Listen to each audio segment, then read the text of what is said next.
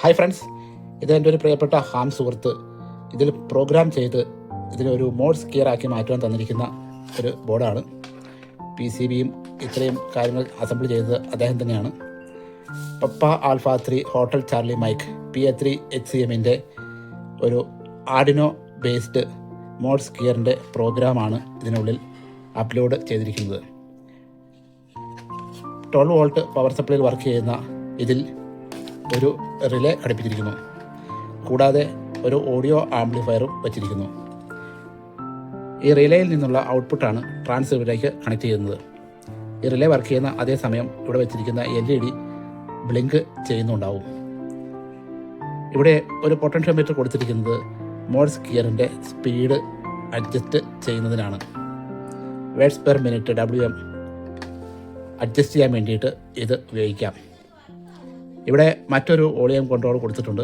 ഇത് audio ICയുടെ output volume control ചെയ്യുന്നതാണ്. Speaker output control ചെയ്യാം. PA3 HCMൻ്റെ ഈ പ്രോഗ്രാം 12 വോൾട്ട് ബാറ്ററിയിൽ കണക്ട് ചെയ്ത് നോക്കാം. കണക്ട് ചെയ്യുമ്പോൾ LED വർക്കായിട്ടുണ്ട്. ഡോട്ട് കണക്ട് ചെയ്യാം.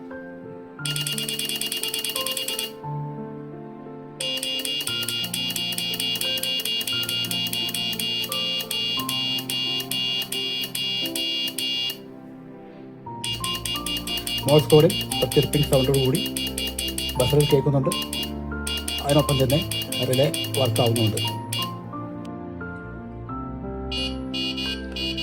എന്നിരുന്നാൽ ഇതിൻ്റെ ബസറിൽ നിന്ന് കേൾക്കുന്ന ഓഡിയോ ഒരു ക്ലാരിറ്റി ഇല്ലാത്ത ഒരു ചിർപ്പിംഗ് സൗണ്ട് പോലെ കേൾക്കുന്നു.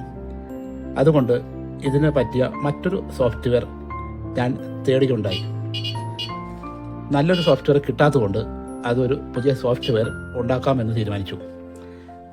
അതിനായി എടുക്കുന്ന രീതിയാണ് ഇനി കാണിക്കുന്നത്. ഇപ്പോൾ നമ്മളെല്ലാവരും മൊബൈൽ ഉപയോഗിക്കുന്നുണ്ട്. മൊബൈൽ കാണിക്കാം എന്ന് വിചാരിച്ചു.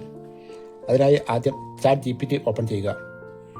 ChatGPTയിൽ ഈ പ്രോഗ്രാമിന് ആവശ്യമായ ഡീറ്റെയിൽസ് എൻ്റർ ചെയ്ത് കൊടുക്കാം.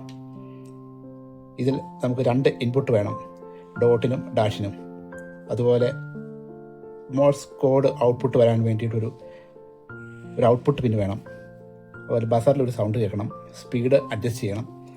ഇങ്ങനെ നമുക്ക് ആവശ്യമായ എന്തെല്ലാമാണോ അതെല്ലാം ഇതിനകത്ത് എഴുതി കൊടുക്കുക. Write a firmware on Arduino Uno to make a CW paddle keyer with 2 digital input for paddle, 1 digital output to the key jack, 1 digital output to the sound buzzer, 1 analogue input to the read the speed from a potentiometer. ഇതിൻ്റെ കൂടെ വേണമെങ്കിൽ LCD display add ചെയ്യാനും എഴുതാം. അത്രയതിനു ശേഷം enter അടിക്കുക. അപ്പോൾ ChatGPT നമുക്കായി ഇതിനൊരു ഫേംവെയർ ഉണ്ടാക്കി തരുന്നതാണ്.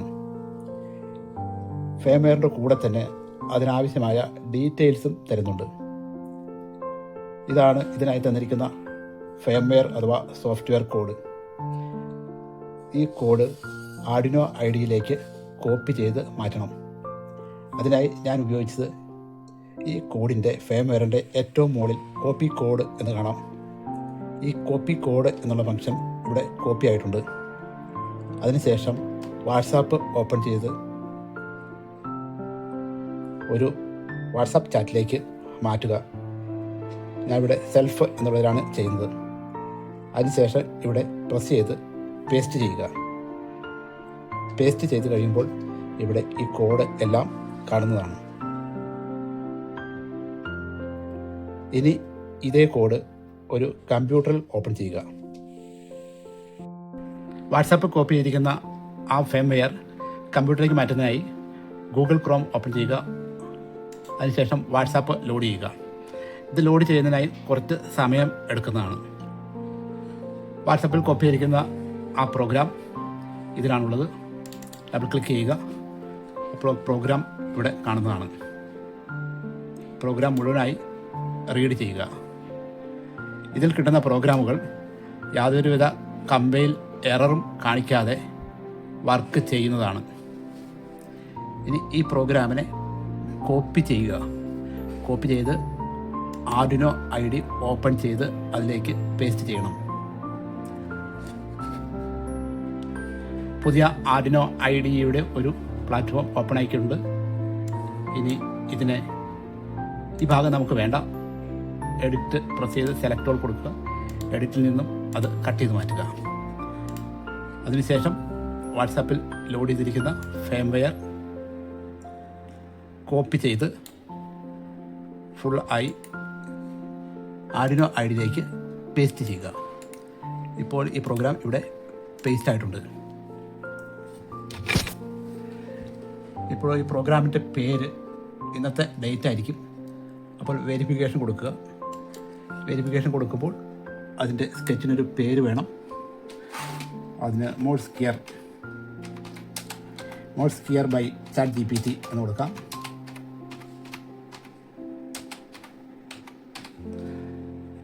സേവ് ചെയ്യുക. അപ്പോൾ കമ്പൈലിംഗ് പ്രോസസ്സ് കണ്ടിന്യൂ ആവുന്നത് കാണാം. ചാറ്റ് GPT എഴുതുന്ന പ്രോഗ്രാമിന് യാതൊരു വെരിഫിക്കേഷൻ പ്രോബ്ലംസും വരാറില്ല. ഡൺ കമ്പൈലിംഗ് കൊടുത്തിരിക്കുന്നു.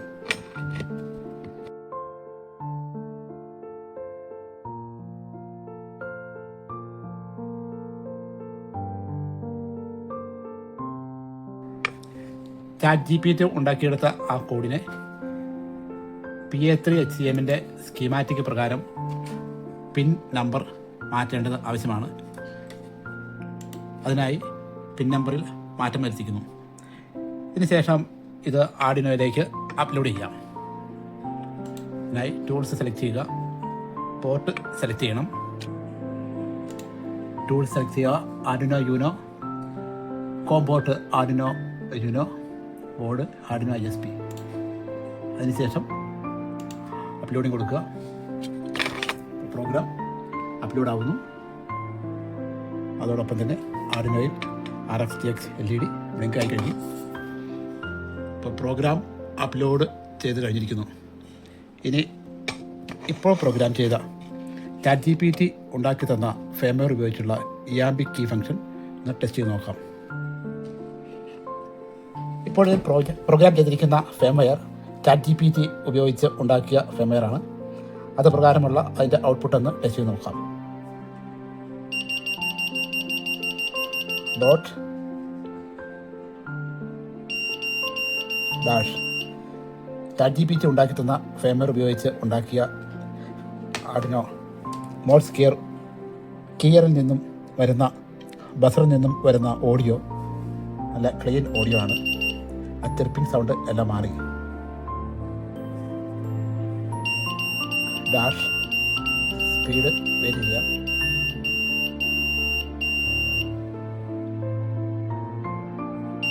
ഡോട്ട്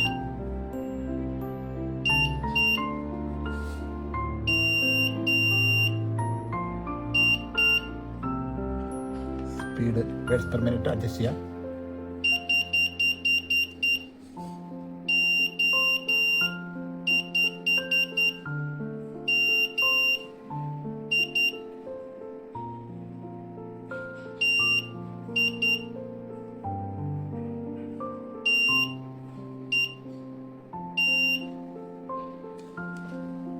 അപ്പോൾ ചാറ്റ് GPT പ്രകാരം ഉണ്ടാക്കിയ ഫേംവെയർ വളരെ ഭംഗിയായിട്ട് വർക്ക് ചെയ്യുന്നുണ്ട്. ഇതിന് 12 വോൾട്ട് പവർ സപ്ലൈയിൽ കണക്ട് ചെയ്ത് നോക്കാം. ഇപ്പോൾ ഈ മോഡ്സ് കെയർ ഒരു 12 വോൾട്ട് ബാറ്ററിയിൽ നിന്നുമാണ് സപ്ലൈ ചെയ്തിരിക്കുന്നത്. അതിൻ്റെ വർക്കിംഗ് നോക്കാം.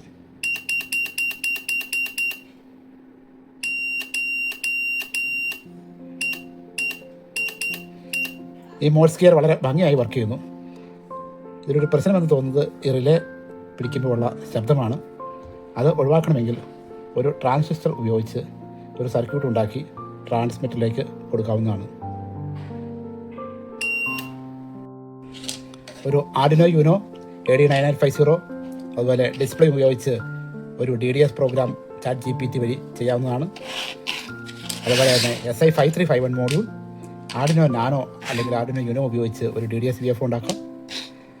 അതുകൂടാതെ ആർഡിനോ നാനോ SI5351 ഉപയോഗിച്ച് അനലൈസർ, ആർഡിനോ നാനോ ഉപയോഗിച്ച് ഫ്രീക്വൻസി കൗണ്ടർ, PIC IC ഉപയോഗിച്ചുള്ള ഫ്രീക്വൻസി കൗണ്ടർ, അതുപോലെ ഏത് ഫേംവെയർ വേണമെങ്കിലും നമുക്ക് ആവശ്യമുള്ള രീതിയിൽ ചാറ്റ് GPT വഴി ഉണ്ടാക്കിയെടുക്കാവുന്നതാണ്.